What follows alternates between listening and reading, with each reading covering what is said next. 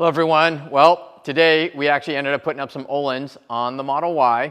So we've removed the H&Rs with the H&R lowering springs along with the tank shocks. We're testing out the Öhlins now. This is the off-the-shelf Öhlins kit. It is not the Redwood Motorsports kit.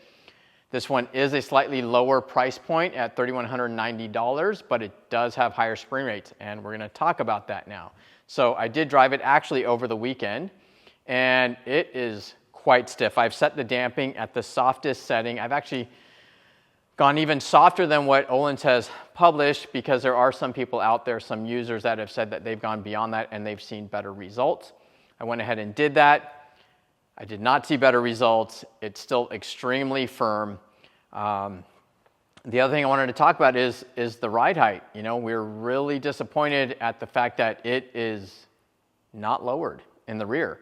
So if you guys recall in one of our previous videos, my factory ride height was 450 millimeters from the center of the hub to the bottom of this fender. Now, if I measure it now, this is the lowest setting on the spring perch for Öhlins. It's basically 420 millimeters. So I feel like this thing is raised 5 millimeters from factory, and that is a problem. So one of the things that you might need to do is reduce the spring rates, but if you reduce the spring rates, you might potentially have coil bind because of how they've designed this rear spring perch, the threaded spring perch. So I'm kind of at a loss for words. I'm not exactly sure what the best solution would be. We'd have to really get into some math and some work. I think the only option you would have is to go to a Swift spring because they actually have more stroke out of shorter springs. So what we're going to do now is we're going to show you how much droop you're going to get out of this suspension. So we're going to go ahead and raise this car up, and you're going to see how much droop we get in comparison to the front. So we're at 420 now. Once this tire gets off the ground, we're going to see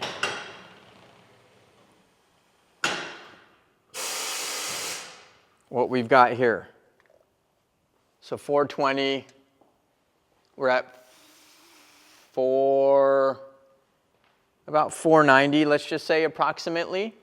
So you've got 70 millimeters of droop. So I'm going to write that down, 420 to 490. Okay, now in the front, we've already got the rear jacked up, but I already measured it ahead of time. In the front, we were at 405 millimeters from hub to fender.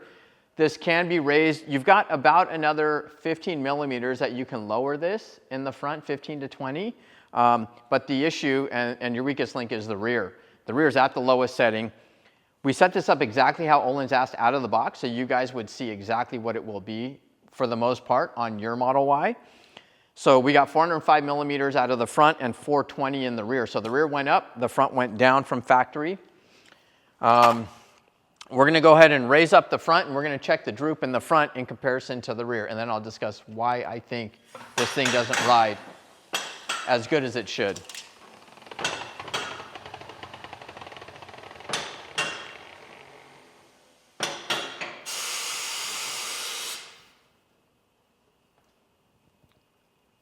So you've got approximately 510 in the front. So 510. So I'm going to write that down now. So we went from 405. So we went from 405 to 510. All right. So you've got 105 millimeters of droop, but in the rear, you've only got 70 millimeters of droop. So what's interesting is I think this thing rides a little bit better in the Model 3. One of the issues is on the Model Y. Hey guys, sorry to stop the program. We had some time to think about what might be, contributing to the stiffer ride on the Model Y. Like I mentioned, I do believe this thing rides better on the Model 3 than the Model Y, which is funny or interesting because the Model Y, being a heavier vehicle, I would think it would take to the higher spring rates a little bit better. But let's just review some things. So, Model Y, the spring perch is at the lowest setting, yet they want the shock to be shorter. In doing so, they are limiting the amount of droop that this shock has. So, they actually want this shock to be 10 millimeters shorter than a Model 3.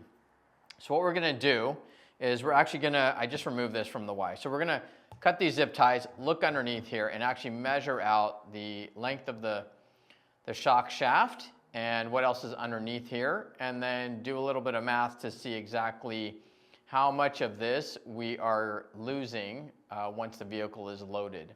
So let's get into it. I'm going to go ahead and take my dikes. We're going to cut this out. I'm going to open this up. Let's remove this one here.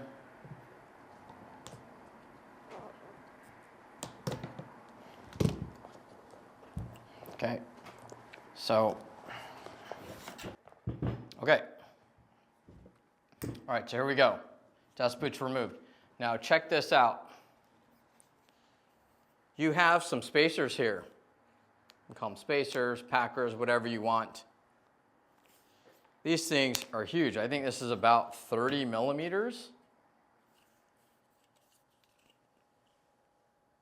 Yep, 30 millimeters. You got your bump stop, okay? So if we measure this total shaft, it's 150 millimeters. I'm going to write that down. We've got 150 millimeters. 30 millimeter spacers. We have 150 millimeters in total. Okay. Bump stop doesn't count. And so if we're saying, and I don't know if you recall, but we had 70 millimeters of droop.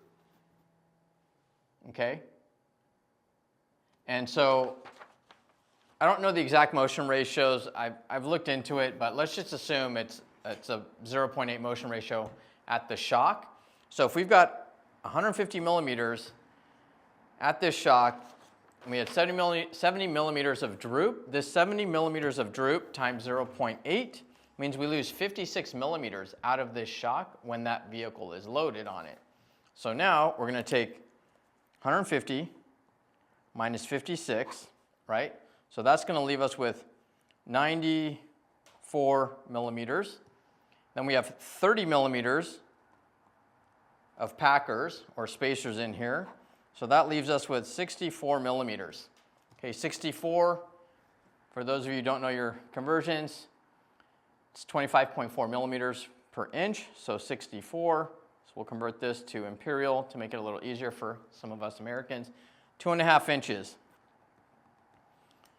of compression, of bump stroke left on this. You've got your bump stop still. I mean, you know, ideally this thing will just go all the way through, but you have a 30 millimeter bump stop. So 64 minus 30 millimeters, 34 millimeters. So you only have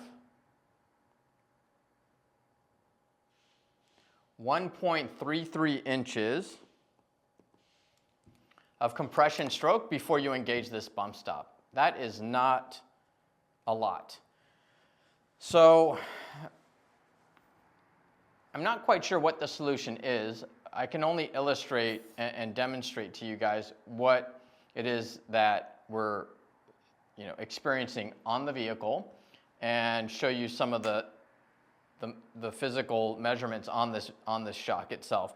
So with that information, you can work with it, figure something else out. You do have the ability to lengthen and shorten this shock, which will kind of change the compression to droop, the bump to droop ratio. There is a reason why Öhlins sets it up this way, and I have a feeling it's because they need to make sure that that spring doesn't coil bind when this thing is fully engaged, fully compressed. So if you were to change a spring, like we had said, if you switch to a Swift spring that has actually more stroke in the same length of spring at the same spring rate because it has its own proprietary material, there's more space between the coils, then you might be able to kind of manipulate the shock length to a more favorable, position or bump to droop ratio. What I have read is that people have definitely softened their spring rate. Some people have custom valved these shocks and seen an improvement. Whether or not that actually is cost effective is something that only you guys can decide. What I will say is that, you know, we've used the Redwood Ohlins product before.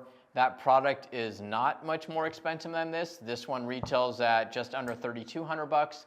I believe the Redwood product is just under $3,900. So let's just say for $700 difference, you get a product that already comes with Swift springs. It is valved for comfort. You actually have a few different valving options, and you get a really, really nice billet machine fork for the front suspension. So there's a couple of things that definitely make that thing a good value in reality, even though it is more expensive. You're definitely getting your money's worth for it. Again, you know, this has not ridden as well as some of the lesser expensive products that we have tested on our Ys.